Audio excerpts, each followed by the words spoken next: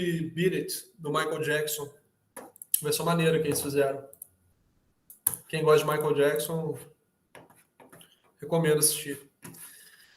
Bom, pessoal, vamos lá. Deixa eu projetar para vocês aqui nosso conteúdo. Vamos iniciar. Eu falei para vocês que eu passaria hoje o conteúdo do trabalho, né, da A2. Só que eu estou no impasse aqui do que fazer. Por quê? O conteúdo, o trabalho, eu queria passar para vocês sobre as funções.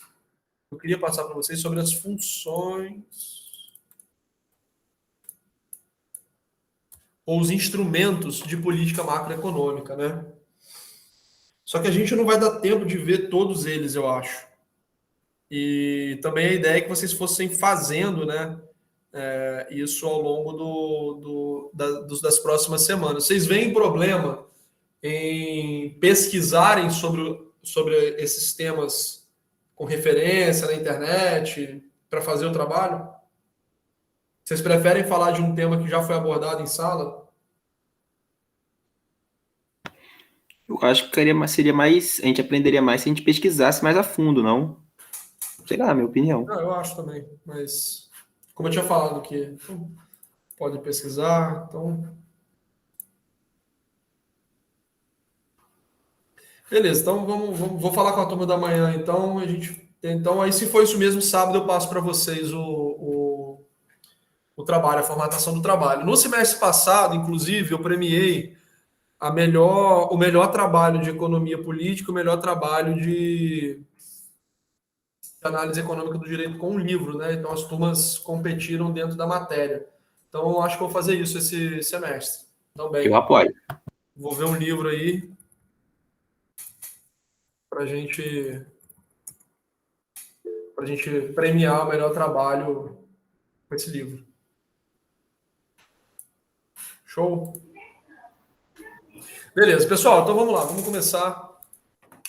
Na aula passada, né, nós continuamos dentro do tema de macroeconomia, só a gente delimitando, né, macroeconomia é aquela economia que vai tratar dos agregados nacionais. E além disso, nós podemos dizer que a macroeconomia trata de grandes temas, né? Temas que normalmente vão ter a ver justamente com essa circunscrição nacional, ou que possam ser extrapolados para uma circunscrição nacional. Então, quando eu falo de agregado, eu falo de demanda agregada, oferta agregada. O que é isso, demanda agregada, oferta agregada? É o somatório da oferta de todos os segmentos da economia, somatório de todos os segmentos de oferta da economia, de demanda da economia, de todos os bens, todos os produtos, de todos os indivíduos, todas as empresas, do próprio governo, tá? Então, nós falamos de agregados de demanda, de oferta, de renda, de produto. Falamos quando eu falo de grandes temas, aí eu já estou falando aqui de emprego, estou falando de câmbio, estou falando... o que vocês falaram? Tem o que aí? Rodrigo usa REC de... Quem é o Rodrigo? Que eu não estou lembrando. Frequenta a minha aula? Frequenta? Putz, minha memória é horrível, né? Ah, tá. Tô lembrando. Lembrei, Rodrigo. Rezende, é porque com sobrenome fica mais fácil. Rodrigo Rezende, lembrei. Entendi. Pô, aí realmente... aí fica a competição injusta. Então, vou ver se ele abre mão aí para o segundo melhor trabalho. Então, vocês fazem então tentando fazer essa composição aí. Ele abrir mão para o segundo melhor trabalho, ser premiado se ele for. Primeiro, às vezes não, né? Eu já contei para vocês a história do júri simulado da minha época. Não contei ou foi na outra turma? Contei nessa, né? Não contei a história do júri simulado? Putz, júri simulado. Na de manhã também eu não ouvi, não. Não? Então contei na outra turma, cara. Júri simulado, porque assim, na época da faculdade, o júri simulado ele era mais para frente, né? Era no 8º ou no 7º período, né? Agora vocês estão fazendo no início, né? E, pô, na época justamente nessa época do diretório, eu era o orador do diretório, e quando a gente entrou na faculdade, chegou a eleição no primeiro período, né? Quando a gente foi disputar, pô, a gente só ouviu piada. Isso, criançada, essa galera nova querendo, não sei o quê. Cara, a gente arregaçou nas salas, falando bem, nos debates, enfim. A gente acabou ficando relativamente conhecido na faculdade, né? Eu, Rafael, o próprio Pedro, que era o presidente, a gente sempre falava na sala, fazia muito evento, o diretório na época tinha muito evento. Essas viagens que a gente fez, foram algumas delas, a gente fez outras viagens também, para fora do estado, jogos jurídicos, enfim, uma porção de coisa. Aí era eu, né, Rafael,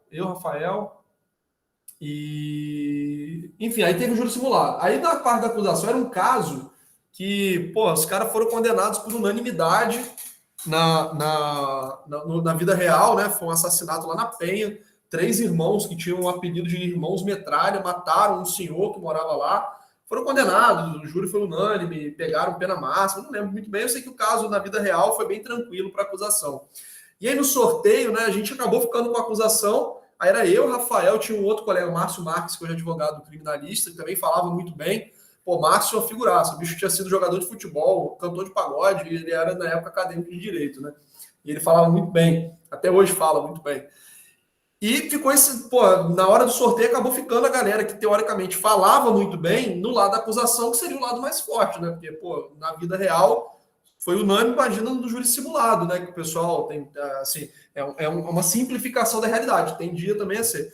Aí, pô, na época, pessoal, vai ser maneiro pra caramba, que não sei o quê, criou uma expectativa, que a gente ia chegar lá, cumprir tabela, conseguir a condenação, não valia nada, né? Mas, enfim.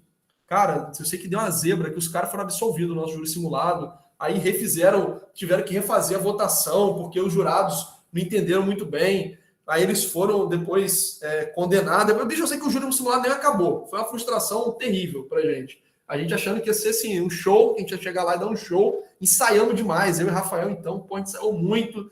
Pô, foi assim, um espetáculo teatral que a gente fez lá e perdemos o júri.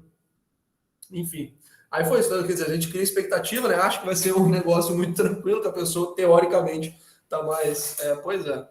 Cara, não sei o que aconteceu. Bicho, teve jurado que passou mal, tinha jurado plantado, que tinha uma menina do 10º período, aí botaram um amigo dela para votar contra a gente. Cara, foi uma bagunça danada. Quase deu polícia de verdade lá no final do júri simulado. O júri simulado acabou 1h da manhã. Começou tipo 7h30, acabou 1h da manhã, com passando mal no meio do caminho. Foi assim, foi terrível, cara. Foi comprado. Foi comprado. Cara, se tivesse VAR, não tinha sido, sacanagem. Cara, foi uma confusão do cacete, bicho. Mas enfim, foi isso. Aí só tô querendo dizer, né, que às vezes a gente cria expectativa e as coisas não acontecem. Bom, vamos voltar. Então, falando de macroeconomia, os grandes temas, né? Emprego, moeda, inflação, juros, dívida pública, né? Inflação, juros, dívida pública. Então, esses são os temas de interesse da macroeconomia. E quando a gente fala de macroeconomia, uma vez que eu estou falando de grandezas nacionais, a gente tem como grande interessado no aspecto macroeconômico o próprio Estado, ou o governo, certo? E ao longo do tempo eu falei para vocês que a macroeconomia ela foi ganhando certos objetivos. Esses objetivos macroeconômicos, objetivos de políticas macroeconômicas, eles são o objeto final da intervenção do Estado na economia, ok? Então, quando o Estado ele intervém na economia, ele normalmente está visando atingir algum objetivo macroeconômico, certo? Esqueci de falar aqui desigualdade, né? Está dentro da área de renda. Então, sempre que o Estado está intervindo na economia, de alguma forma, ele quer fazer algum tipo de composição de caráter nacional. Alguns objetivos de macroeconomia mais clássicos são o alto nível de emprego, distribuição de renda, estabilidade de preço, crescimento econômico, certo? Alto nível de emprego, distribuição de renda, estabilidade de preço e crescimento econômico são alguns dos objetivos de política macroeconômica que costumam ser os principais.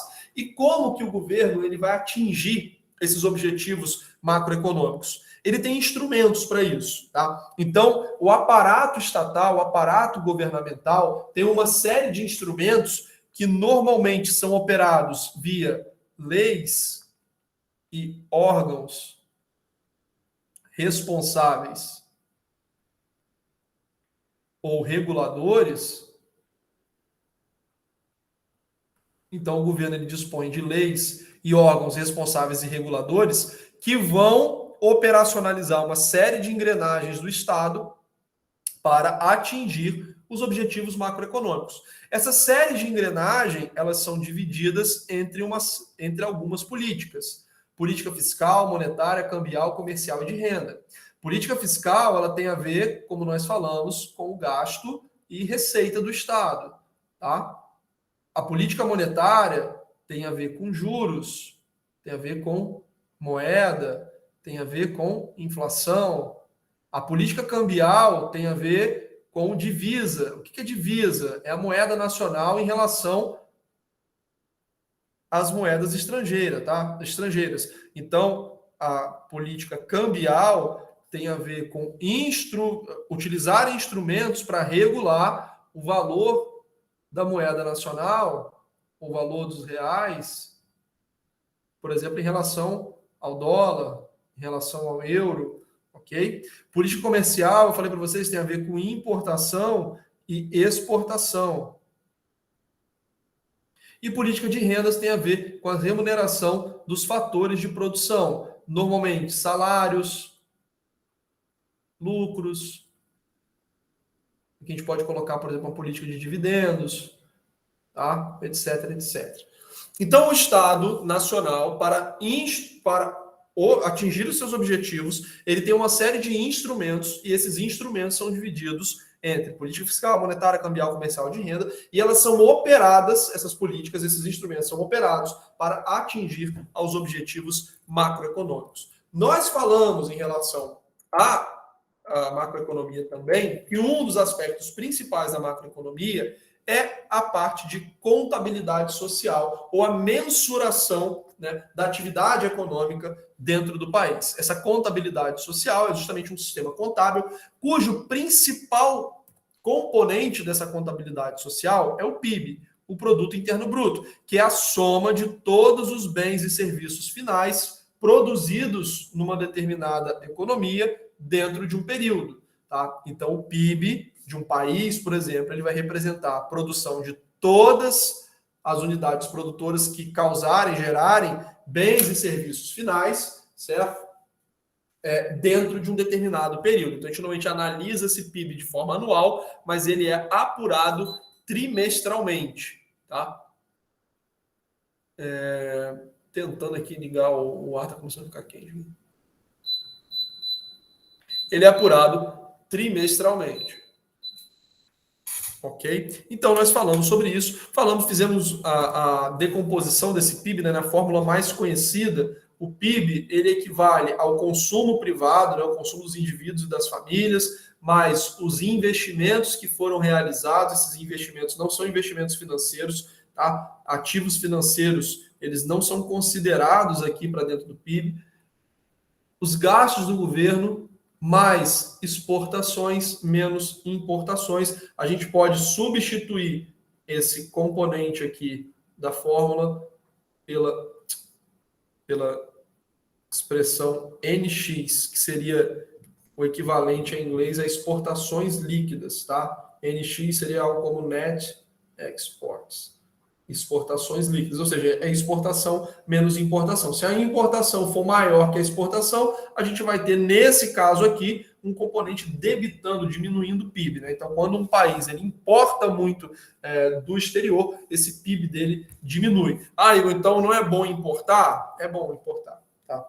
Mas isso aí é uma outra explicação que a gente vai ficar devendo mais para frente. Mas, para fins de cálculo do PIB, as importações elas entram debitando o PIB, tá? E aí, eu falei para vocês na aula passada que nós avançaríamos fazendo o estudo de cada uma dessas políticas macroeconômicas, tá bom? Pelo menos 3 dessas políticas eu gostaria de tratar com vocês, que são essas 3 aqui: política fiscal, política monetária e política cambial, na impossibilidade de tratar das 5. Caso seja impossível tratar dessas 3, essas 2, pelo menos, a gente tem que tratar satisfatoriamente, porque são as que normalmente mais fazem parte da nossa vida e que mais são utilizadas aí quando vocês precisam, né, falar de macroeconomia em provas, concursos, etc. Tá? A primeira política que nós vamos tratar é a política fiscal. Alguém sabe me dizer um tema de política fiscal que surgiu no noticiário dessa semana com muita força, que inclusive ontem me fez arrancar os cabelos pela bolsa ter caído 3,20%, desespero total? Alguém sabe? Que tema é esse de política fiscal que a gente estava falando? Que a gente não, né? Que está muito em voga essa semana.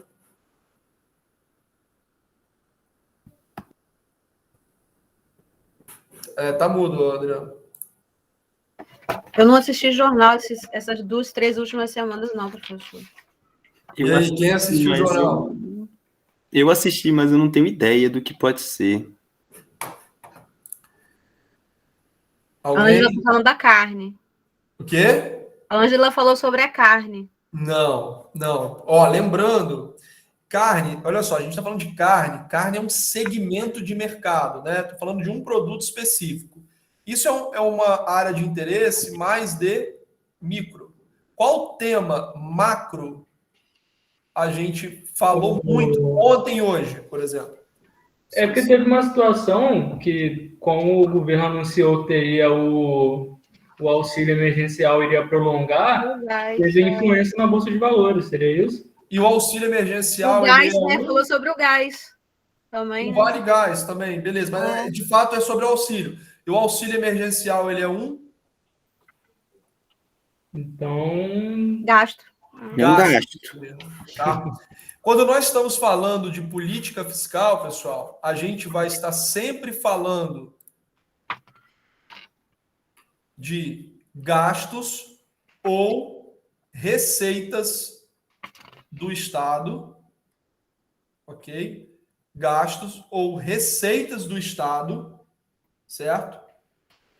Ou seja, valores que estão saindo do caixa do Estado ou valores que estão entrando no caixa do Estado, certo?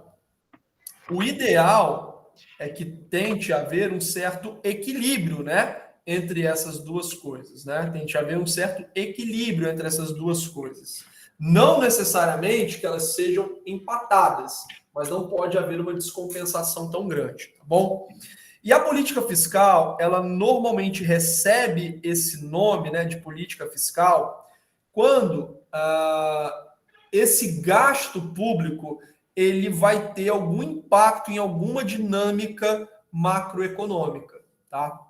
Relativo à política fiscal, nós podemos falar em relação às receitas, principalmente política tributária. Ok? Uma outra maneira da gente falar de receita é a dívida pública. Porque ambas as maneiras representam um ingresso de dinheiro no caixa do Estado. Tá? O gasto, eu posso estar falando de uma série de coisas. Salários, benefícios, subsídios, ou seja, tudo que o Estado gasta vai estar aqui dentro. Igor, o Estado gasta com dívida. Perfeito, a dívida também pode ser considerada pela via do gasto quando a gente estiver falando da saída de dinheiro para poder pagar a própria dívida ou encargos da dívida, né? Quando eu faço a dívida, tem o principal e tem os encargos, que são juros, correção, etc. Tá? Então, a política fiscal ela vai falar de receitas e gastos do Estado. Igor, por que a gente tem que estudar a política fiscal? Porque a política fiscal ela tem duas principais dimensões, tá? Duas principais dimensões macroeconômicas. Lembram-se que quando eu falei para vocês sobre a crise de 29 na aula passada? Em 1929, a gente teve o crash da Bolsa de Nova York, certo? Isso acabou desencadeando uma grande depressão mundial. O que é uma depressão econômica? Depressão econômica, uma grande depressão econômica. O que é uma depressão econômica? A gente falou de PIB, né? Então, o PIB, normalmente, ele vai subindo ano após ano, certo? Então, a gente teve um crescimento, sei lá, de mais 1%, mais 2%, mais 3%, de um ano para o outro, mais 2%, mais 1%. Então, normalmente, o PIB ele é crescente, tá? Só que em alguns casos, esse PIB ele pode começar a não crescer. Então, você tem mais 0,1%, você tem 0%, você tem menos 0,1%, menos 2%, aí você menos 0,2%, aí você fala que esse PIB ele está estagnado, tá? Então a gente tem uma situação de estagnação econômica. Eventualmente esse PIB pode cair. Você vai falar que a gente está em recessão econômica, quando o PIB começa a reduzir. O que é essa redução? É eu produzir menos no ano seguinte quando eu comparo com o ano anterior, tá? Então imagina que é exatamente isso. Você é um trabalhador e você está ganhando menos no outro ano que você ganhou no ano anterior. Menos no outro ano que você ganhou no ano anterior. Você está numa situação de recessão, ok? E essa recessão ela pode se aprofundar e virar uma grave crise que a gente chama de depressão, que é quando a queda ela é muito grande ou ela é uma queda contínua, né? A gente não tem uma quebra nessa queda. Foi o que aconteceu em 29, tá? A partir do momento que houve aquele crash de Nova York, esse mal-estar ele contaminou o restante do mundo e a gente entrou numa depressão econômica. O PIB dos países, a atividade econômica, começou a cair sem parar, né? E parecia que não tinha fundo. O que naquela época foi feito, mediante as ideias de um economista chamado John Maynard Keynes, que eu falei para vocês rapidamente, e se a gente tivesse mais tempo a gente estudaria história de economia, né? Foi um economista bem importante que até hoje influencia o debate econômico. Keynes dizia que deveria haver, por parte do Estado, um tipo de estímulo à atividade econômica. O Estado ele deveria gastar dinheiro para que ele pudesse fazer girar a roda da economia, né? O Estado ele deveria realizar gastos, por exemplo, em infraestrutura, ele deveria contratar gente, pagar salários, para que isso começasse a quebrar esse padrão de depressão e a atividade econômica pudesse ser retomada. Então, o que caracteriza uma depressão econômica é que a demanda e a oferta, normalmente começa com um problema de demanda, né? Eles começam a se contrair, e o Estado deveria fomentar demanda do nada. Então, isso seria basicamente, se fosse necessário, como eu dei o exemplo da última vez, você tem uma estrada totalmente asfaltada, né? Então você não precisa fazer nada nessa estrada. Mas se fosse necessário, quebrava isso aqui e passava um asfalto novo. Só para você poder comprar cimento, comprar asfalto, contratar operário, porque a partir do momento que você injeta esse dinheiro na economia, essas pessoas vão usar esse dinheiro para fazer outras coisas, os empresários vão se animar com esse aumento de demanda, né? E aí a economia começa a crescer. Então, o Estado ele pode utilizar o gasto público para tentar fomentar crescimento econômico. Ok? Ele pode tentar fomentar o crescimento econômico pela via do gasto, fazendo obra, contratando gente, crescimento econômico. Tá? Então, o gasto público ele pode ser usado para alavancar o crescimento econômico. Ok?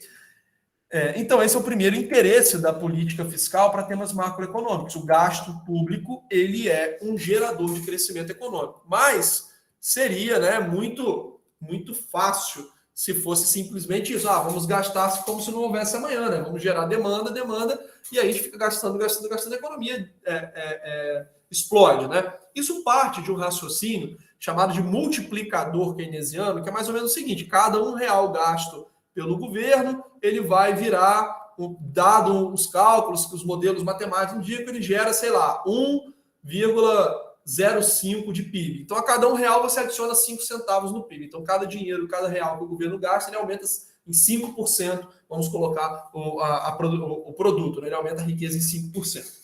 Bom, seria ótimo, né? Como eu falei, seria simplesmente a gente começar a gastar e pronto, o PIB cresce indefinidamente. Mas existe um limitador para esse multiplicador, em certas situações ele não funciona. Por exemplo, o Estado ele pode começar a gastar e começar a ficar muito endividado, né? E o Estado começa a ficar endividado, as pessoas começam a ficar desconfiadas de que vai vir um aumento de imposto.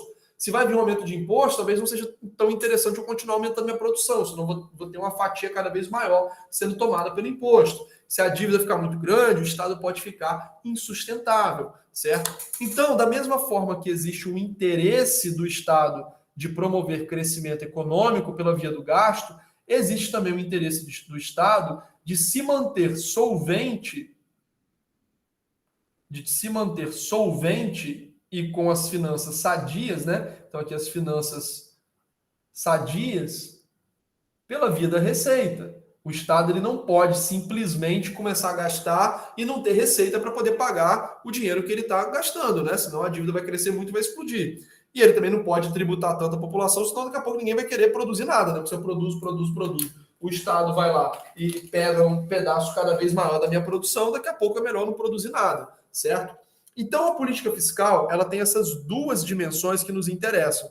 A dimensão do gasto e a dimensão da receita, porque tanto o gasto quanto a receita, eles vão impactar em temas macroeconômicos. Eles vão impactar de alguma forma naqueles grandes temas que interessam a macroeconomia. Tá bom? Pessoal, aproveitando que eu esqueci de passar pomada aqui no negócio da tatuagem que eu fiz, terminando aqui, para poder passar nesse finalzinho de explicação. Entenderam, pessoal, esse link? Ficou claro para vocês? Vocês conseguem perceber essa relação entre o gasto, a receita, crescimento econômico? Não é um tema que é totalmente fora da nossa realidade, certo? Isso são coisas que a gente vê no dia a dia, né?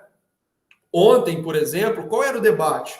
O debate era o seguinte: o governo ele quer aumentar o gasto público para fazer programa social. Excelente, a gente precisa de programa social, ok? A gente precisa, né, de algum amparo à população. Só que o governo ele queria fazer um gasto de mais 30 bilhões acima das expectativas. Essas expectativas hoje, elas são dadas pelo teto de gastos. O governo ele tem um limite, justamente para evitar o ponto dele se endividar tanto que ele não consiga pagar sua dívida, certo? O governo ele queria passar 30 bilhões para além do teto de gastos. Quer dizer, além do que estava previsto gastar, ele quer gastar mais 30 bilhões. E aí começa a gerar um temor justamente quanto à dívida pública, aos impostos, certo? Então ontem o debate era esses 30 bi que não estavam previstos, eles vão gerar um impacto para o governo e para a economia, ok? Esse impacto ele é sentido através de mais dívida, através de mais inflação, através de mais impostos, e a gente vai tentar chegar no final desse período entendendo toda essa relação, tá? Por enquanto, estou só passando aqui para vocês o que foi falado no dia de ontem, tá bom? E fazendo o link com a nossa matéria. Pessoal, tranquilo até aqui, beleza? Então tá, vamos prosseguir. Quando eu falo de política fiscal, vejam que eu mencionei para vocês aqui dois aspectos da política fiscal. Eu mencionei para vocês o aspecto da receita e mencionei para vocês o aspecto do gasto, certo? Então, tanto receita quanto gasto, eles fazem parte da política fiscal. E quando a gente fala de política fiscal, o principal instrumento para controlar e planejar receitas e despesas é justamente o orçamento público. O orçamento público, ele é um instrumento que vai planejar, que vai dar previsibilidade às receitas e despesas do Estado, ok? A gente pode chamar de gasto, tá bom? E nesse aspecto eu não estou nem falando de questões contábeis, tá? O Rodrigo não está aí, mas ele sabe que contabilmente existe uma distinção entre, por exemplo, custo e despesa. A nomenclatura gasto às vezes é utilizada de maneira geral, tá? Mas aqui eu quero colocar de uma maneira leiga, tá bom? Despesa, quando eu falar despesa, custo, gasto, é tudo que está saindo do caixa, tá bom? Então o orçamento público, ele é um instrumento utilizado pelo Estado. Aqui está o governo federal, mas não precisa nem ser governo federal, é pelo Estado, porque existe orçamento estadual, orçamento municipal, orçamento de determinados órgãos, né? Por exemplo, o Ministério Público, o Judiciário, ok? Então, é utilizado pelo Estado, o orçamento público é utilizado pelo Estado para planejar a utilização do dinheiro que é arrecadado com as receitas públicas. Esse planejamento, ele é essencial para que a gente possa fazer a máquina estatal continuar funcionando, certo? Porque dentro desse orçamento eu vou conseguir colocar o que vai ser utilizado para custear serviço público, o que vai ser investimento, o que vai ser investimento, no caso, feito pelo Estado, o que vai ser subsídio concedido à iniciativa privada, né? Eu vou conseguir fazer todo esse gerenciamento, perdão, não é gerenciamento a palavra, esse planejamento de fato, essa estimativa, através do orçamento público. Então, o orçamento, ele é uma peça que tanto vai fazer a estimativa das receitas que o governo espera arrecadar, e essa arrecadação tem a ver com tributos, mas tem a ver também com dívida, principalmente, tá? São as duas maneiras do governo arrecadar dinheiro, normalmente, através de tributo ou de dívida, ok? Então, o orçamento público é uma ferramenta que vai estimar tanto receita, quanto vai fixar as despesas, porque o Estado não pode simplesmente, do dia para a noite, resolver gastar, resolver fazer as coisas que dão na cabeça dele. Afinal de contas, o Estado não existe sem o cidadão, né? Então, todo o dinheiro que é arrecadado pelo Estado, todo o dinheiro que é feito via dívida em nome do Estado, em algum momento vai sair do bolso do cidadão, certo? Então, não pode o Estado, de uma hora para outra, resolver gastar dinheiro, resolver arrecadar dinheiro sem que a população esteja ciente, sem que a população tenha participação nesse processo. O orçamento público é justamente o instrumento que nós temos, tá, legal, que vai dar corpo a essas receitas e que vai dar corpo a essas despesas, tá bom? Só que esse orçamento público, ele não é uma peça única. O orçamento público, e aí a gente vai focar mais aqui no orçamento federal, mas isso é verdade também para outros níveis de governo. O orçamento, ele é decomposto em algumas peças orçamentárias. Essas peças orçamentárias... Oi? Esse material de política fiscal você ainda não enviou, não, né? Deixa eu mandar para vocês aqui, peraí. Okay. Deixa eu mandar para vocês.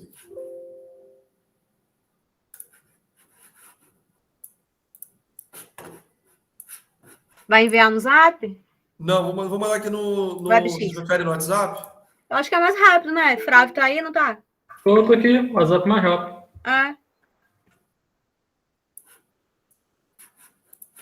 Peraí.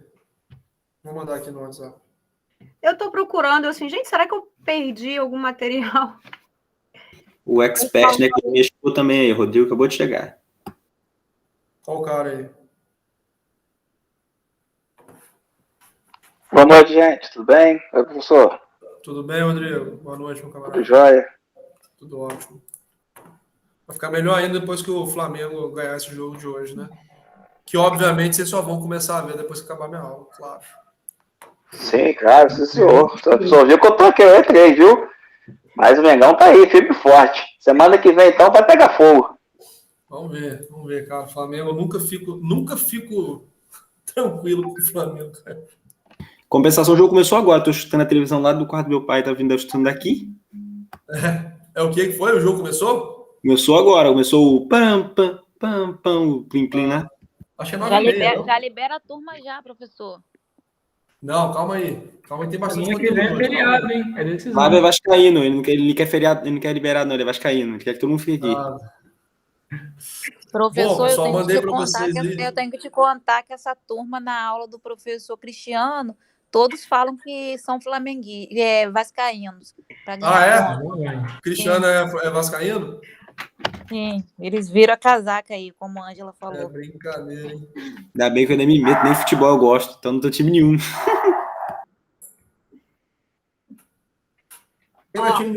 Eu não vou puxar o saco, não. Ó. A minha tá aqui, ó. Ó, tá bom, já você vai acabar derrubando a conexão aqui da Pois é, o meu só cai. Por isso que eu fiquei sem internet ontem.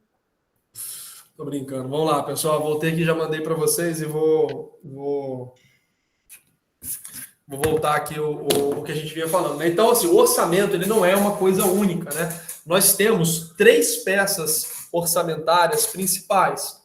O PPA, que é o Plano Plurianual, tá? Esse orçamento é como se fosse uma fixação de diretrizes mais amplas. Ele é um plano de médio prazo, ok? Cuja revisão é feita anualmente, e a vigência do PPA é intercalada com os governos. Por exemplo, eu tenho um PPA sendo aprovado em 2020 que vai valer para o governo seguinte por 2 anos. A ideia é justamente fazer com que os governos não tentem reinventar a roda, né? Porque a política fiscal ela é a principal queridinha dos governos. Todo político quer falar que recapeou rua, que fez não sei o quê, que deu emprego, que gastou dinheiro com benefício. Então, assim, se depender dos políticos, eles vão gastar.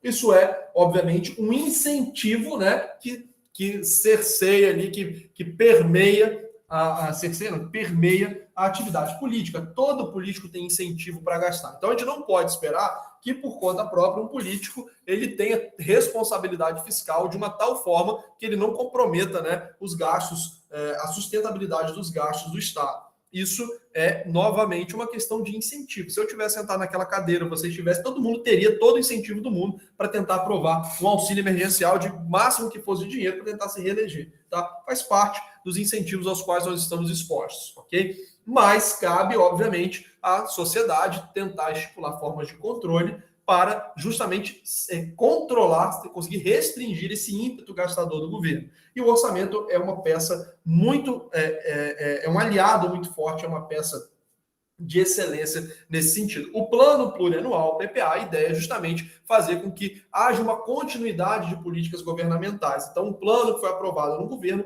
ele vai ainda chegar até um pedaço, né, metade do governo seguinte. A ideia do PPA é justamente ter essa continuidade das políticas governamentais, evitando que cada governo que fosse eleito ele tentasse reinventar a roda. Tá? E a ideia do PPA também é ser algo mais abrangente. Ele fixa diretrizes que são regionais, são nacionais, e vai ser revisado periodicamente. Depois do PPA, ou seja, estabelecido o PPA, nós temos a LDO. A LDO é como se fosse a antessala do orçamento. A LDO ela vai ser estabelecida dando as diretrizes para a lei orçamentária que vai ser votada, que vai ser proposta, que vai ser votada, que vai ser promulgada.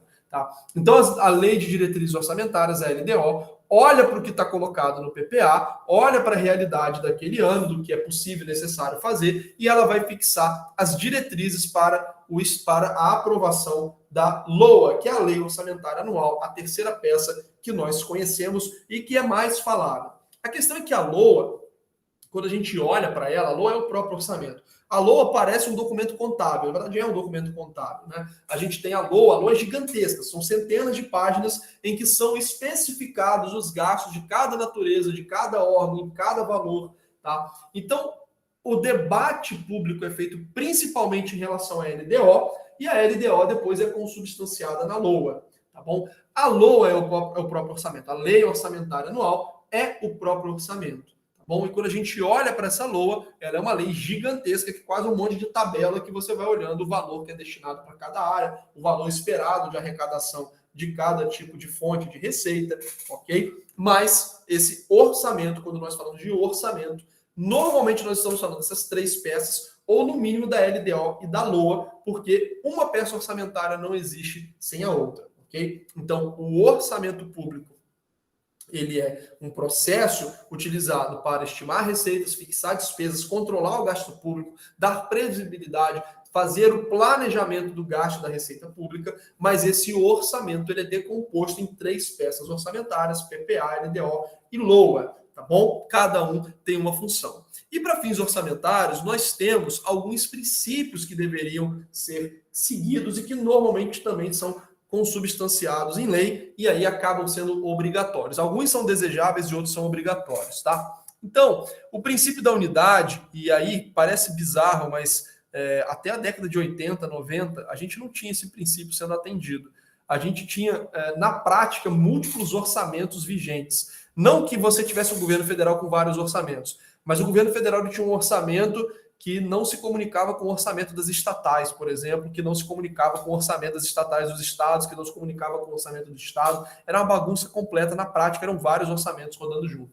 Hoje, cada esfera de governo tem apenas um orçamento, ok? Que é baseado em uma única política orçamentária. Então, eu tenho o PPA, que é o plano plurianual, eu tenho a LDO de cada órgão, eu tenho a LOA também de cada órgão, mas isso aqui tem que ser um conjunto coeso, ok? E cada uma dessas peças é única, bom? Não pode ter mais de uma peça dessa vigente para uma mesma esfera de governo, o princípio da unidade.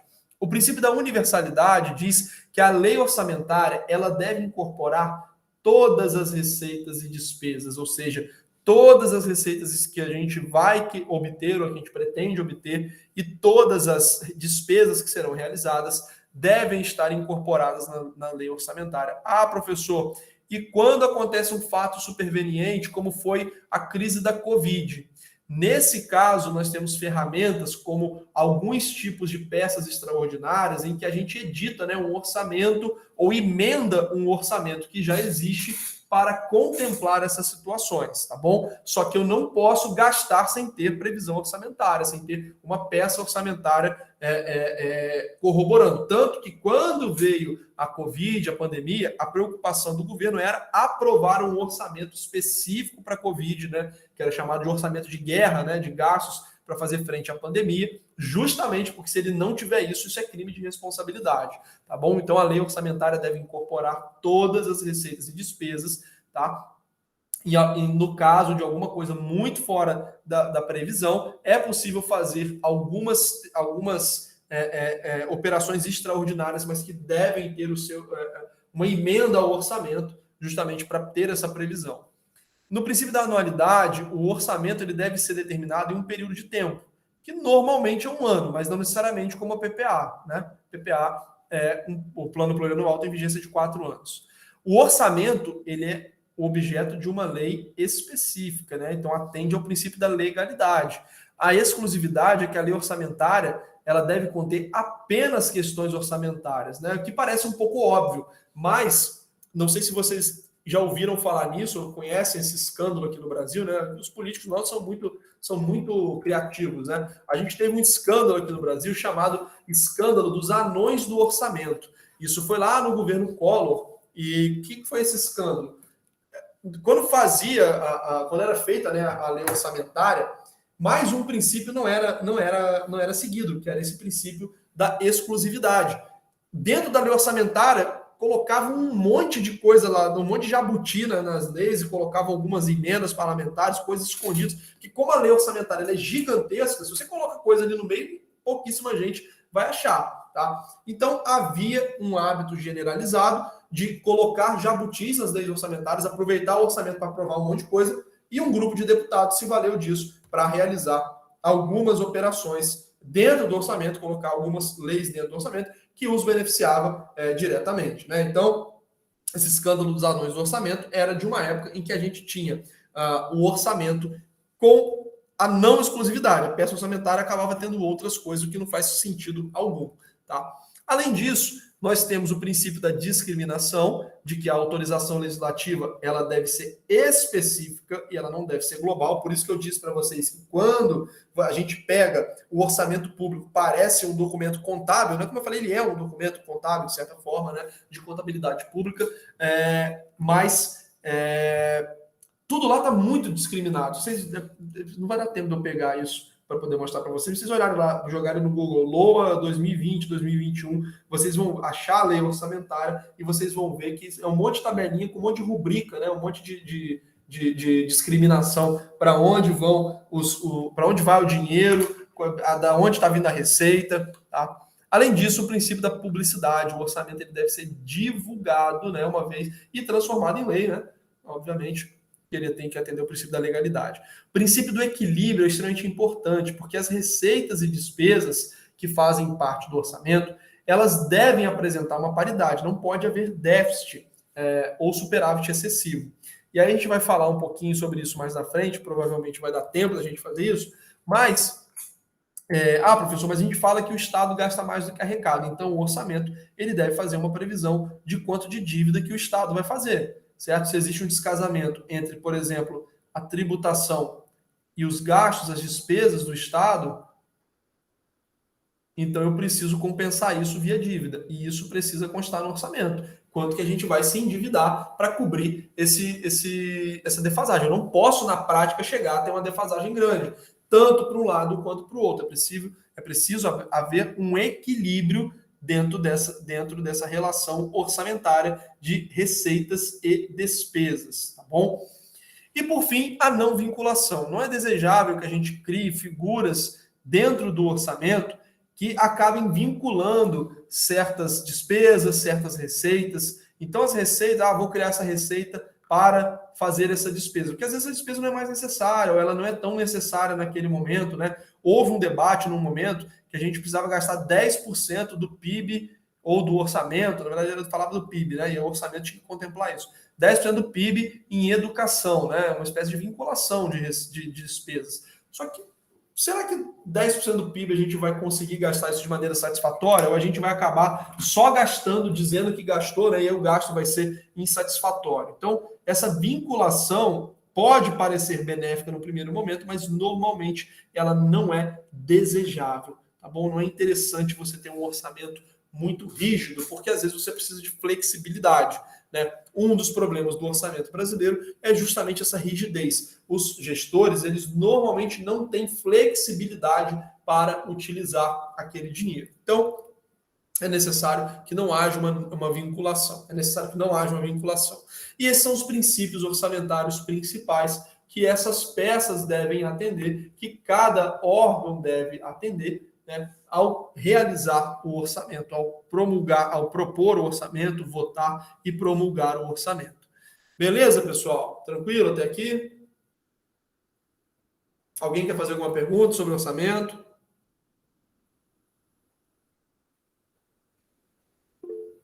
Fala, Matheus.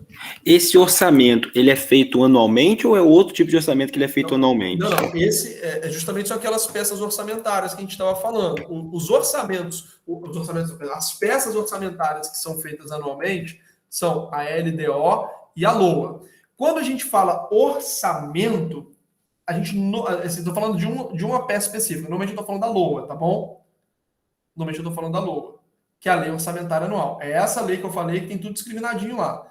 Rubrica, gasto. Por exemplo, SUS, hospital tal, compra de material de cirurgia, tanto, entendeu? Você tem tudo bem discriminado dentro da peça orçamentária chamada de LOA. Esse é o orçamento votado, né, que vai fixar as despesas e estimar as receitas, tá bom? Mas são duas peças que são aprovadas todos os anos. A LDO, que vai nortear a elaboração do orçamento anual, e a LOA, que é o próprio orçamento, né, que tem essa discriminação aí de receitas e despesas, tá bom? Então, quando você fala de orçamento, normalmente você está falando de LOA, tá bom?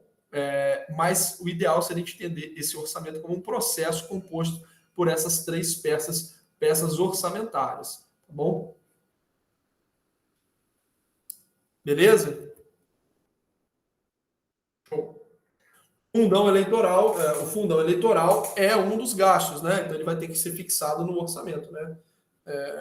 É um debate interessante, né? Embora no Brasil debates interessantes sempre caminhem para atochar alguma coisa na população, né? Então o fundão eleitoral, assim, existem bons argumentos para financiamento público e privado, talvez o ideal fosse um misto dos dois, mas a gente acaba sempre desviando o debate, né? E hoje a gente acabou tendo um aumento do fundo eleitoral numa proporção absurda, né? E esse dinheiro do fundo eleitoral, ele é utilizado com muito pouca publicidade, né?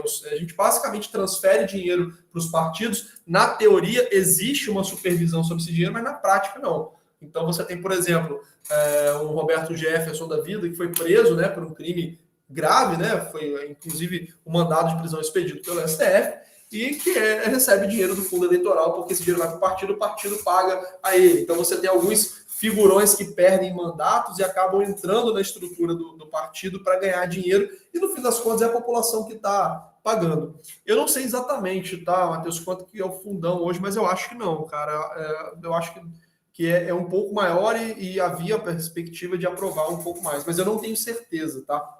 Eu não tenho certeza. Houve essa polêmica de aumento, né? O presidente disse que não ia aprovar, aí depois disse que ia aprovar uma outra coisa, enfim, mas eu acho que essa questão acabou não sendo finalizada, né?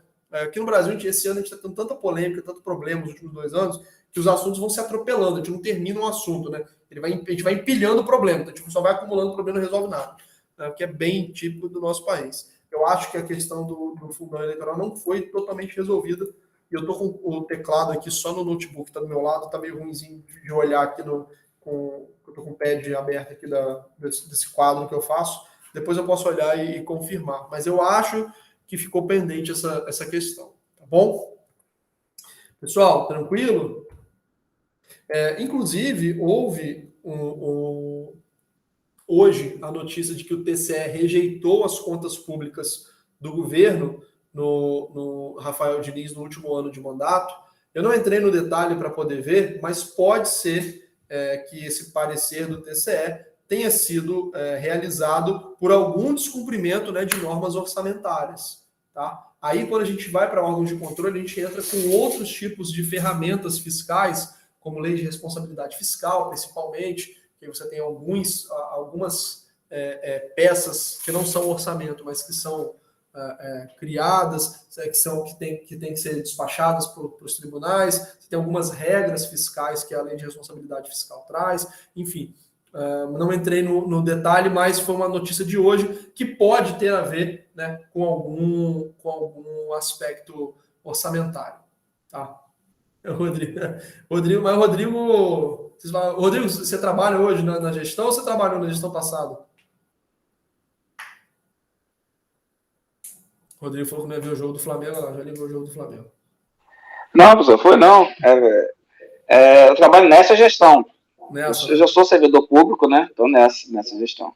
Entendi. E realmente foi sim, foi publicado aí, né, nas redes sociais, nos blogs aí, que as contas do ex-prefeito Rafael foi rejeitadas, né, pelo Tribunal de Contas, mas não cabe ao Tribunal de Contas julgar, né? Sim. Ele simplesmente emite um relatório, isso, dá uma declaração, um relatório, opinando pelas contas. A cada Câmara de Vereadores de Campos, né, decidir pela aprovação ou não das contas do ex-prefeito Rafael. Então, sim, agora, provavelmente, o presidente da Câmara de Vereadores, né, irá submeter as contas para apreciação de todos os vereadores, marcar uma sessão, né, e nessa sessão haverá votação, né.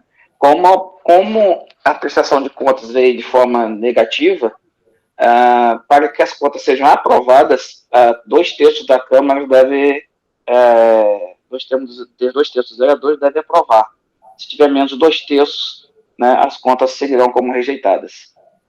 Pô, bacana a explicação minuciosa aí do Rodrigo, e esse aspecto orçamentário, né, ele ganhou muita importância, questões orçamentárias ganharam muita importância na década de 90, justamente porque grande parte dos nossos problemas econômicos, eles se derivavam de descontrole fiscal, né? Descontrole nos gastos, nas receitas públicas. A hiperinflação era causada basicamente por um descontrole que começou sendo causada e era catalisada, né? A gente tinha outros problemas envolvendo a inflação, mas era catalisada por um descontrole fiscal absurdo, né? E aí, ao longo da década de 90, a gente ganhou uma seriedade muito grande, né, nessas regras. E uma das implicações de você ter as suas contas rejeitadas é a perda de direitos políticos, né? Então, um determinado político ele pode ficar inelegível, né, durante um período por conta dessa rejeição das contas, ou seja, pelo descumprimento, né, de preceitos orçamentários, de regras fiscais. Então, foi um assunto que ganhou assim, muita relevância, principalmente nos anos 90, e voltou, né, a ganhar muita força. Aliás, a lei de responsabilidade fiscal de 2001, né, mas vem desse espírito dos anos 90 aí de maior responsabilidade fiscal. E recentemente, né, no governo Dilma, a gente voltou a falar de regras fiscais, porque, infelizmente, né, a gente tem no Brasil esse hábito aí de descumprimento das regras, e os órgãos de controle, que são os tribunais de contas do Estado e o Tribunal de Contas da União, infelizmente, eles gozam de um desprestígio na parte dos conselheiros, né, grande, porque são indicações políticas, normalmente são ex-políticos que costuram acordos para poder ser indicados para esses tribunais. Inclusive, o Tribunal de Contas do Estado sofreu uma operação policial em que todos os conselheiros, né, tinham sido afastados, né, por ordem judicial, e aí eles passaram a ser conselheiros técnicos, né, e aí até o Rodrigo está falando que agora eles estão sendo bem rigorosos, muito por conta desse saneamento que foi feito, né, porque realmente era um processo quase político muitas vezes. Você tinha respaldo político, a conta era aprovada, não tinha, às vezes acontecia a rejeição do parecer. Você ia falar alguma coisa, Rodrigo? Ia adicionar alguma coisa? O senhor está certinho, professor, é isso mesmo, né? Com tudo isso que aconteceu, né, inclusive aumentou a questão dos órgãos de controle externo, que aí é o Tribunal de Contas, o Ministério Público Especial, né, tanto no âmbito federal e tanto no âmbito estadual, que aumentou muito a fiscalização. Então, com a vinda da pandemia, pode-se pensar que se afrouxou, não, pelo contrário, aumentaram mais ainda a fiscalização, né, porque houve uma amplitude de leis específicas para aplicação no Covid, e não foi pouco recurso, foram muitos recursos, então essa fiscalização aumentou demais, né? Então os prefeitos, né, os governadores estão sendo mais fiscalizados. Até a própria população, a sociedade civil organizada, ela está prestando o seu papel de fiscalizador, tanto dos municípios, tanto dos estados, né? Sim, sim. E é engraçado, né, como aqui no Brasil, se a gente ainda tem, para a gente ter um problema, assim, um político, eventualmente um administrador público, e é até interessante isso, né, porque as regras, elas podem, inclusive, penalizar os burocratas, né, o funcionário público que, eventualmente, permite que seja descumprido um preceito, né, podem responder... como a gente fala no CPF, né? Inclusive ontem, né, havia um mal-estar muito grande no mercado, dizendo que a equipe econômica poderia pedir demissão porque não gostaria de arriscar lá na frente, ter as contas rejeitadas ou serem acusados de crime de responsabilidade. Só que aqui a gente fala de magnitude muito grande, né? Lá fora, em outros países desenvolvidos, não é incomum você ter um político pedindo... um político renunciando, um funcionário público sendo demitido ou sendo processado por questões, assim, valores que pra gente, né, parece a coisa absurda. 30 mil, 5 mil, né, coisa pra gente absurda, mas lá fora o recurso público ele tem uma seriedade muito grande, né? Aqui no Brasil eu espero que a gente caminhe para esse cenário, e isso sem dúvida passa por esse fortalecimento dos órgãos de controle, né? Os tribunais de contas, que tem corpos técnicos, sem dúvida, um dos concursos mais difíceis dos tribunais de contas. Então, a habilitação técnica eles têm. Inclusive, por coincidência, quando eu fui apresentar minha pós-graduação, eu fiz um trabalho sobre finanças públicas, e aí eu estou vendo que o professor que foi avaliar, que estava na banca, ele não fez parte do curso, né? Ele falou, sou formado em engenharia, com pós em marketing. Eu falei, pô, vai ser tranquilo, então. Comecei a falar,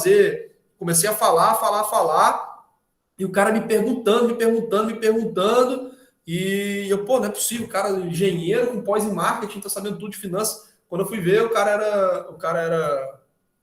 ele era concursado ao Tribunal de Contas. E eu, pô, falando com um cara que lida com isso o tempo todo, né? Deu azar da minha banca ter uma pessoa no Tribunal de Contas. Saiu o gol aí do Flamengo, né?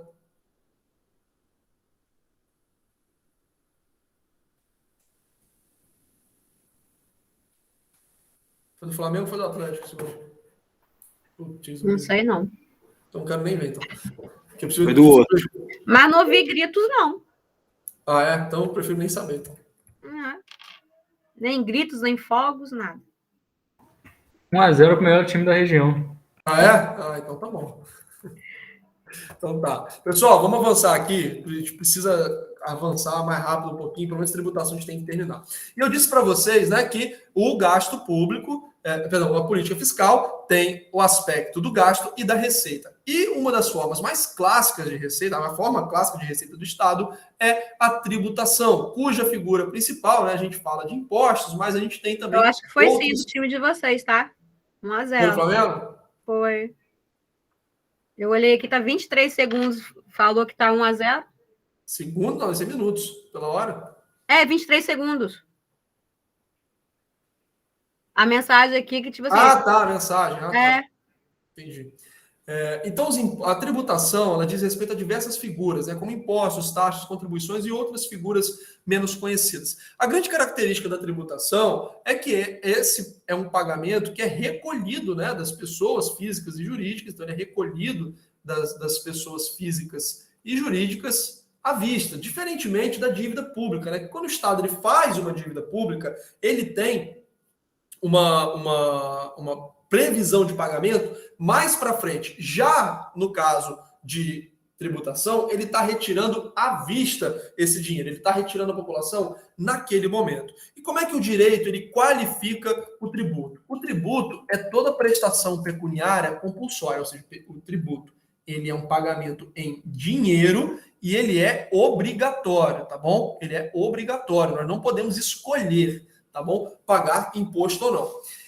E esse tributo, ele é pago em moeda, ok? Então, ele é uma prestação pecuniária em moeda, em dinheiro, ou em um valor que seja expresso em moeda, tá bom? Eu não posso falar assim, o tributo vai ser 10 cabeças de boi. Não posso falar isso, tá? Eu tenho que colocar isso em algum aspecto financeiro, monetário, tá?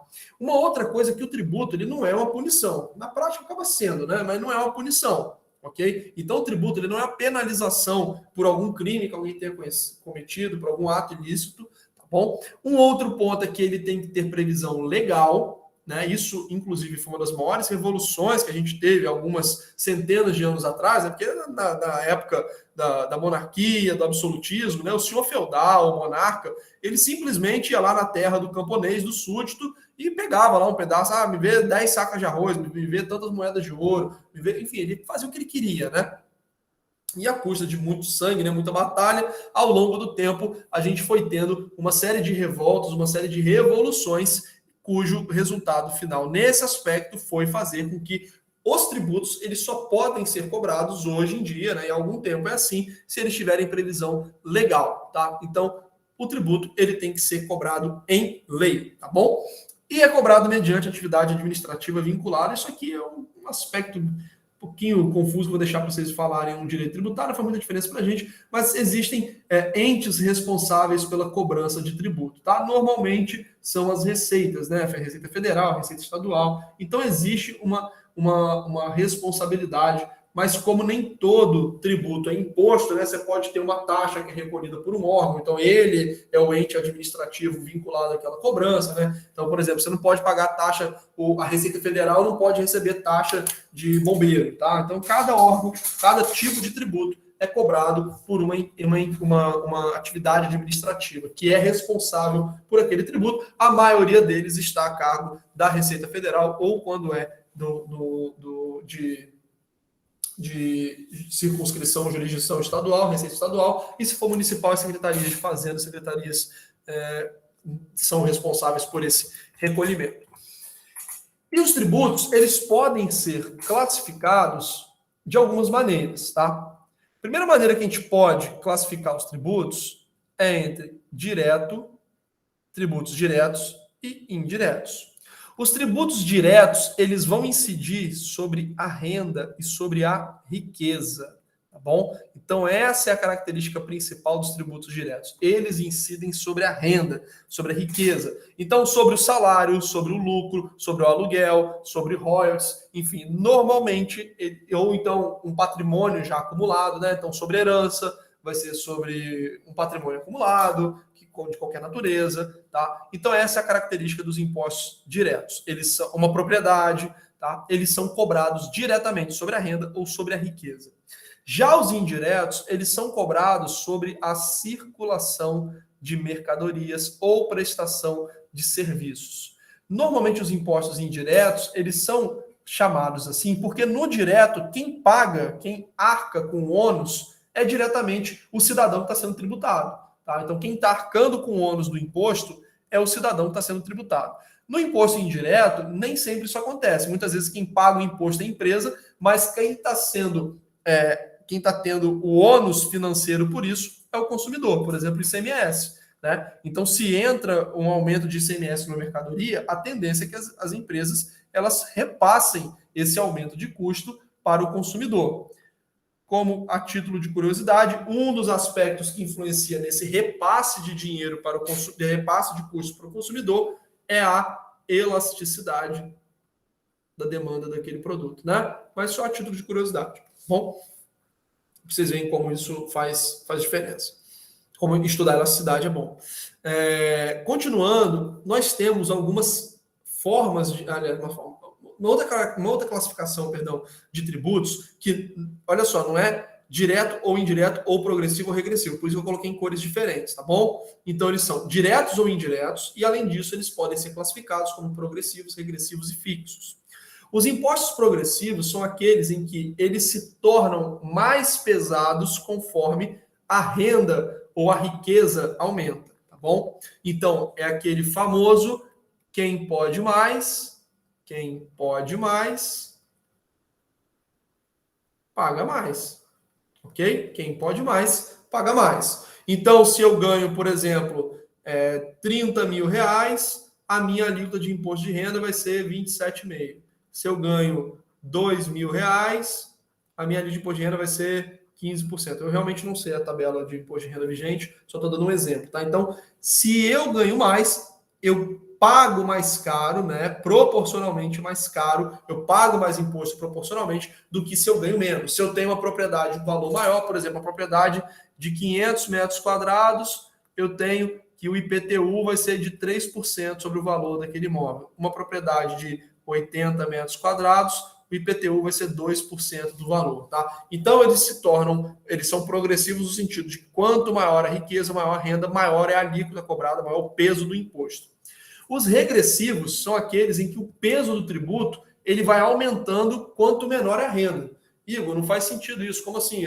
Vou cobrar mais de quem pode menos? Na prática, é isso que acontece. Como por exemplo, o imposto sobre bens e serviços. Imaginem um imposto sobre arroz, né? Então, imagine uma família que ganha 10 mil reais e ela compra 100 reais de arroz no mês e desses 100 reais, 10% é imposto. Então, ela paga 10% ela paga 10 reais de imposto sobre arroz no mês, tá? Para uma renda de 10 mil.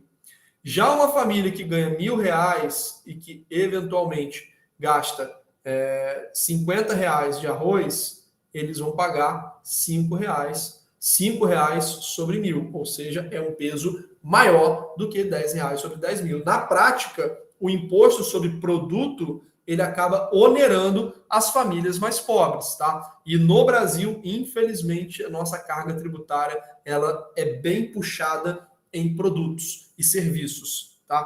Produtos e serviços, ou bens e serviços. Então, acaba que o nosso modelo tributário no Brasil, ele é altamente regressivo. A gente penaliza muito as pessoas pobres, quando, na verdade, a gente deveria ter um modelo mais progressivo, ok? E nós temos também os tributos fixos, que são aqueles que não mudam. Por exemplo, ISS. Eu não sei se essa alíquota hoje é vigente, mas era 5%. Me interessa o tamanho do seu serviço que você está prestando, vai ser 5% sobre o quanto você faturou, tá? Então vai ser 5% sobre aquela sua receita. Então, se for 100 mil, vai ser 5%, se for 1.000, vai ser 5%, se for 500 reais, vai ser 5%. Ele é fixo, tá bom? Normalmente, você tem o que é desejável, né, no sistema tributário. E o desejável do sistema tributário é aquilo que está consolidado não, mas é aquilo que nós chamamos de princípios de tributação. Então, tem alguns princípios que eles deveriam ser seguidos quando nós estivéssemos criando as figuras tributárias, os tipos tributários. Por exemplo, um sistema tributário ou uma política tributária, ela deve tentar ser justa, tá? Então, eu devo visar a equidade. Tá? Os tributos, eles devem ser uma parcela justa para a população arcar com os serviços e tudo que o Estado proporciona, ok? Igor, aqui no Brasil, a gente tem muito pouco, verdade. A gente tem um problema grave, né? Que a gente acaba pagando bastante imposto e tem muito pouco retorno. O retorno de grande parte do serviço é pouco qualificado, é ineficiente, ou às vezes você não se aproveita, né? Então, por exemplo, educação e saúde. A educação está tendo um exemplo aqui. A faculdade é uma instituição privada, né? Então, vocês não estão sendo beneficiados por uma educação estatal, embora contribuam para isso, tá? Mas o ideal é que esse sistema seja o mais justo possível, ok? Um outro ponto é o princípio da progressividade. É desejável que cada que cada cidadão, ele contribua conforme a sua renda, na medida da sua capacidade, exigindo mais de quem pode mais, ok? Então, o princípio da capacidade de pagamento diz que a gente deve tentar montar um sistema progressivo. O grande problema dessa progressividade é que nem sempre ela é fácil de ser verificada, tá? Vou dar um exemplo. Eu tenho um cliente que ele trabalhou na Noruega, e esse cliente ele tinha 50% de imposto de renda. Só que a sonegação era muito baixa, era muito fácil para o órgão fiscal deles lá, a receita deles, o fisco, né? Saber que aquilo realmente está tendo repasse de todo mundo que ganhava salário, daquela proporção era 50%. Aqui no Brasil, se a gente aumenta a proporção de tributo para 50%, ainda que eventualmente a gente chegue à conclusão, mediante debate, etc., deveria ser 50%, não estou dizendo que é, só para o exemplo, a Receita Federal provavelmente vai ver de uma hora para outra uma sonegação muito grande, né? E o Brasil, ele tem um histórico muito grande, muito forte disso, economia altamente informal, existe uma série de artimanhas que podem ser utilizadas para mascarar esse salário, né? Pejotização, etc, etc. A gente teria um problema. Então, a progressividade ela é desejável, mas às vezes ela é difícil de ser verificada, né? De ser acompanhada. O princípio da neutralidade diz que os impostos eles devem ser criados de forma a não afetar os preços relativos dos bens. Ou seja, eu não posso ter um tributo distorcendo a economia. Eu só estou comprando isso porque o tributo tornou mais barato. Ou então eu vou deixar de comprar aquilo que o tributo deixou mais caro. Vou investir, vou colocar uma fábrica aqui em Campos porque eu estou tendo benefício tributário que eu não tenho no Espírito Santo. E quando minha fábrica deveria estar lá. Senão a gente acaba criando um Frankenstein, que é a Zona Franca de Manaus, que a gente carrega um monte de matéria-prima para lá, produz tudo lá e traz de volta para ser vendido no Sudeste. Não faz sentido você ter esse custo, e isso só acontece porque foram dados benefícios fiscais, né? As fábricas têm uma série de reduções de impostos, às vezes impostos zerados, para elas ficarem em Manaus. Mas não faz sentido você fazer isso economicamente, né? Você tem uma fábrica que está localizada a milhares de quilômetros do principal mercado consumidor. Então, os impostos, eles não podem ser manuseados, criados, gerenciados de forma a distorcer essa alocação financeira, porque isso gera prejuízos econômicos, a gente reduz a eficiência econômica. E, por fim, os impostos e o pagamento desses impostos deve ser simples, tá bom? Então, o princípio da simplicidade, ok? E para a gente finalizar, a gente vai falar dos tipos tributários. Como eu falei, os impostos, às vezes a gente acaba falando, eu mesmo, né, quero falar tributo, falo imposto, né, de maneira genérica, mas os impostos, eles são um tipo tributário. A característica dos impostos é que eles não são vinculados a nada. Eu pago IPVA e a estrada é uma porcaria, a rua é esburacada. Bom, não tem nada a ver, porque o dinheiro do IPVA não necessariamente vai para fazer rua, tá bom? Eu pago o IPTU, mas não tenho retorno da prefeitura. Impostos são fontes de arrecadação para o Estado que, a princípio, não estão vinculados à utilização em um determinado setor. Ok? Como eu falei, até é desejável, né, que a tributação, que a gente não tenha tantas vinculações assim no nosso orçamento. Então, os impostos são uma figura que dá muita dimensão disso. A gente paga imposto, mas não necessariamente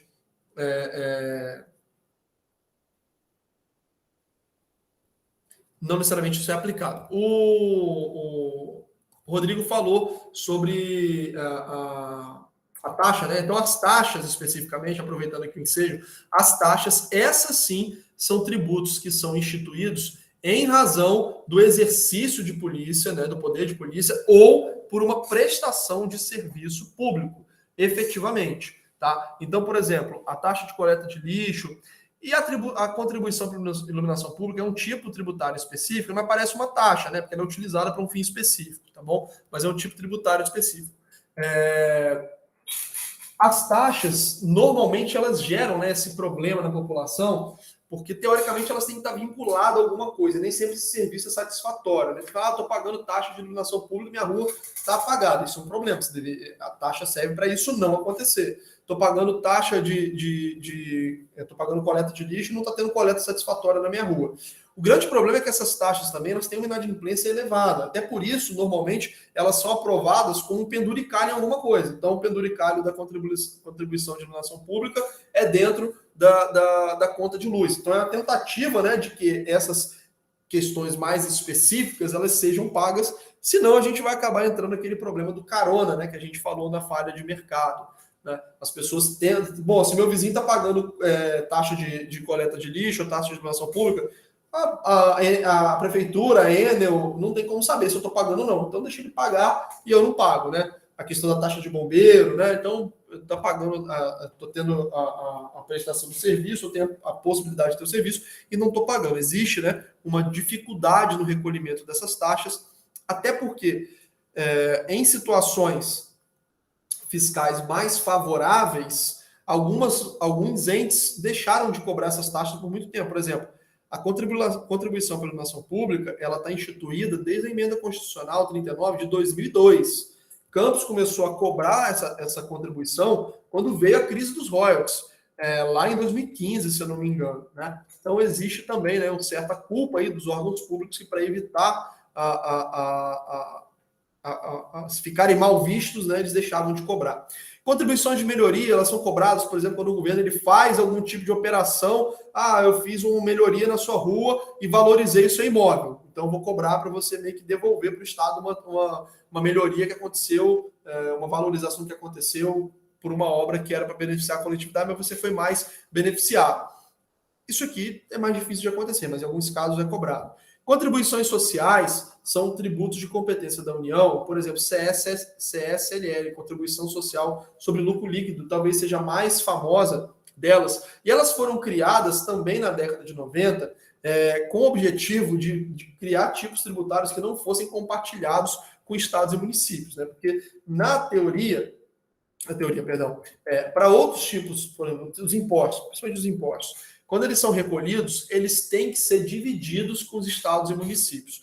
E a União, lá na década de 90, ela federalizou muitas dívidas estaduais, meio que fez um saneamento, falou assim, deixa essa porcaria para cá, deixa que eu vou dar conta da dívida pública, vamos trazer aqui para o Estado, né, vamos trazer aqui para o governo federal, só que para isso eu vou precisar de mais arrecadação. Então ele criou um tipo tributário que basicamente foi criado para não dividir com os estados e municípios, tá? Que são as contribuições sociais. Os empréstimos compulsórios, eles são utilizados em situações assim, de calamidade pública ou de guerra. Eu acho que nunca teve no Brasil moderno, nem sei se no Brasil antigo teve algum caso de empréstimo compulsório, mas existe essa previsão constitucional, né, de que pode haver, né, empréstimos compulsórios ao Estado em caso de grande necessidade. Isso aí seria uma calamidade muito grande, tanto que na Covid não houve isso, né, empréstimo compulsório. Isso aí dificilmente seria utilizado, seria um 7 de setembro ocorreu, será?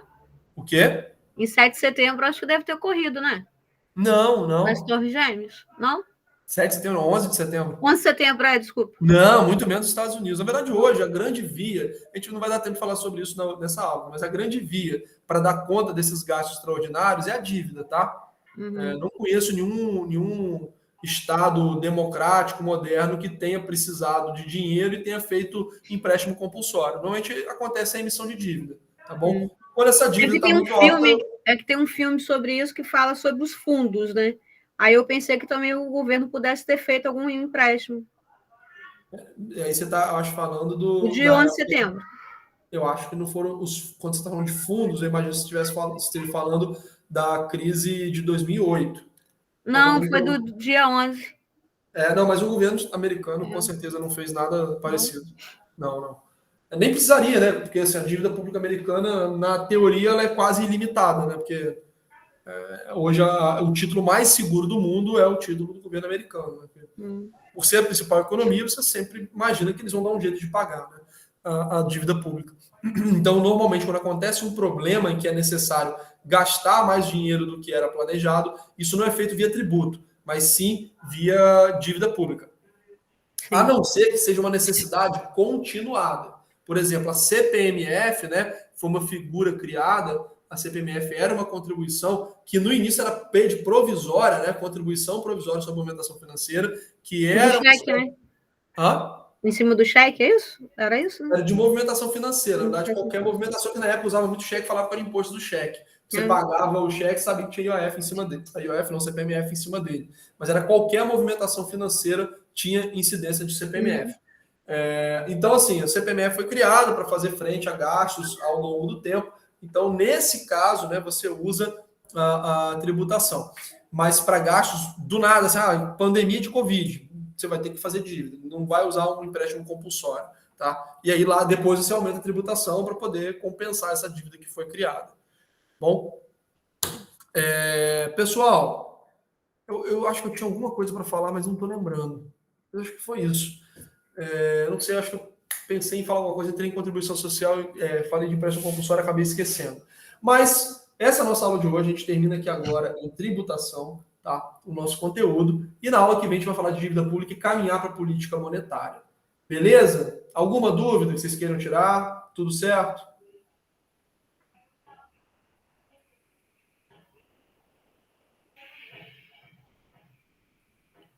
Bom, pessoal, então... Tô tranquilo, professor. Tô tranquilo. Beleza. Então, se não houver nada mais para ser dito, vou desejar a vocês uma excelente Acho que semana. só ia Chamada definir não, professor? E a chamada? O senhor acho que ia definir se ia fazer o trabalho, né? A respeito. Então, eu vou falar com a turma amanhã, da manhã. A maioria aqui falou que não teria problema, né, de ser um trabalho para pesquisa de um conteúdo que a gente ainda não viu. Se a turma da manhã também concordar, imagino que concorde, vai ser dessa forma. A gente vai fazer o trabalho dentro desses temas, né? Política fiscal, monetária, comercial, etc.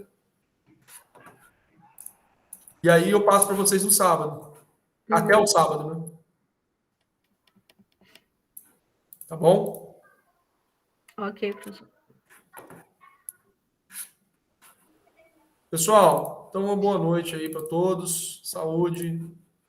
Valeu. Bom jogo.